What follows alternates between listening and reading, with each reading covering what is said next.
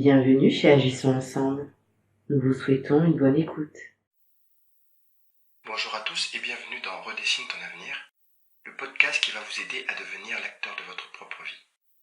Je m'appelle Merveille MB et dans cet épisode, nous allons découvrir la troisième étape clé pour se préparer à rencontrer la bonne personne. Avant de commencer, j'aimerais prendre le temps de répondre à une question fondamentale et je vous invite à faire de même. Cette question est: deux personnes peuvent-elles marcher ensemble sans en avoir convenu au départ? Pour ma part, la réponse est non, surtout lorsqu'on souhaite marcher en harmonie. Pourquoi je me permets d'affirmer cette réponse? Parce qu'il est impossible de marcher ensemble sans s'être mis d'accord pour le faire, sans s'être mis d'accord sur les fondements, les principes, les valeurs, les pensées qui nous aideront à ne pas dévier du chemin. Bien évidemment, je ne dis pas que vous devez tout voir du même œil pour être en harmonie, mais vous devez fondamentalement avoir une entente de base, parce que sans fondation, il est impossible de bâtir quoi que ce soit.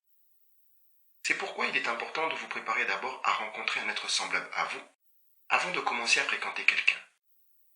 Vous savez, si vous passez votre temps à chercher votre partenaire idéal, vous allez finir par oublier qui vous êtes. Vous allez vous rabaisser à choisir le premier venu tout simplement parce qu'il ou elle est attirant, même s'il ne correspond pas et ne respecte pas vos critères et valeurs. L'une des choses la plus importantes que j'ai apprises ces dernières années est que, pour qu'une relation soit vraiment réussie, productive et fructueuse, il faut une entente spirituelle. Il faut que notre source d'entente parfaite réside dans le Seigneur Christ et dans ses principes. Et ces principes doivent nous servir de fondement dans tous les domaines. Avoir les mêmes centres d'intérêt, les mêmes aspirations intellectuelles, les mêmes objectifs, c'est bien. Mais sans une entente spirituelle, nos relations sont comme des maisons construites sur du sable. Lorsque les difficultés viennent, elles les abattent, les maisons s'écroulent et les ruines sont grandes. Retenez bien ceci. L'entente spirituelle représente l'étape ultime qui permet le développement d'une intimité véritable avant le début d'une relation. Voilà pourquoi notre troisième étape clé est l'intimité véritable. Il est important de savoir que le but principal d'une relation est de développer une forme authentique d'intimité, une unité d'esprit entre l'homme et la femme. Peu de personnes sont conscientes de cette clé qui permet la réussite de tout type de relation, que ce soit dans le mariage ou ailleurs. Voyez-vous, dans notre époque, nombreux sont ceux qui préfèrent sauter cette étape pour prendre le raccourci des relations physiques, puis s'étonnent de voir leur relation se terminer par un échec. L'une des raisons qui explique cette attitude est que, pour beaucoup, l'intimité est associée au contact physique ou aux relations sexuelles. Il y a beaucoup trop de personnes qui pensent souvent à tort que faire l'amour leur permet de vivre cette étape d'intimité. Ils ne saisissent pas que l'intimité, c'est beaucoup plus que ça. Laissez-moi vous apprendre ceci aujourd'hui. L'intimité n'est pas un acte, loin de là. L'intimité est un état, un cadre dans lequel deux partenaires décident d'un commun accord d'apprendre à se confier l'un à l'autre, à partager leurs souhaits, leurs rêves, leurs aspirations et leurs désirs. Ils n'émettent dans ce cadre aucun tabou et apprennent à se confier leurs émotions les plus profondes dans la joie comme dans les difficultés, ce qui permet la réussite de leur relation.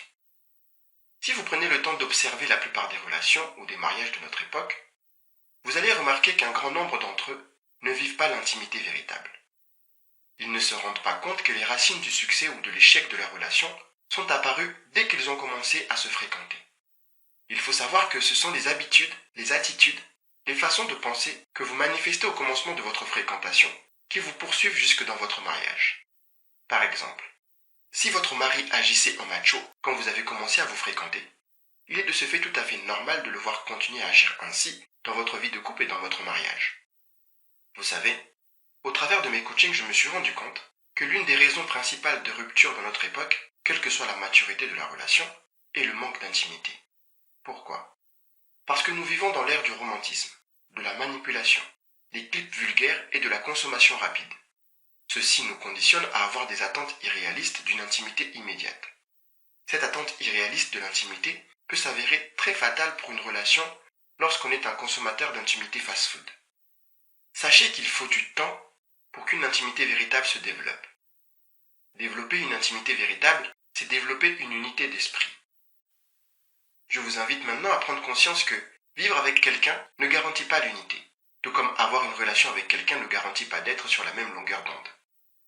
Si je vous parle de cela aujourd'hui, c'est parce que je l'ai moi-même vécu pendant longtemps. croyez-moi, vous pouvez être avec une personne, être si proche d'un point de vue physique, voire dans la même pièce, et vous trouver quand même dans des mondes complètement différents. C'est pourquoi vous devez savoir qu'il est important de se préparer avant de commencer à fréquenter quelqu'un ou de s'unir par le mariage. Rappelez-vous de ceci.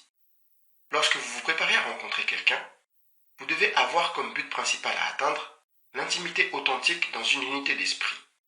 Une fois ce but atteint, la relation spirituelle va vous servir de base de développement pour avancer vers différents niveaux d'amitié. Et ces niveaux d'amitié vont vous servir de base à des fiançailles ou un mariage. Voici un petit conseil pour ceux ou celles qui souhaitent aller plus loin dans leur relation. N'épousez pas votre amoureux ou amoureuse, mais épousez votre ami. Pourquoi ? Parce que les sentiments manquent. Puis l'amour physique et émotionnel est 100% chimique.